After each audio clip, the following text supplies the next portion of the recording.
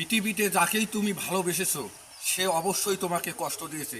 একবার বন্ধু তুমি ভেবে দেখো, আমার এই পৃথিবীতে অনেকেই বন্ধু বান্ধব ছিল।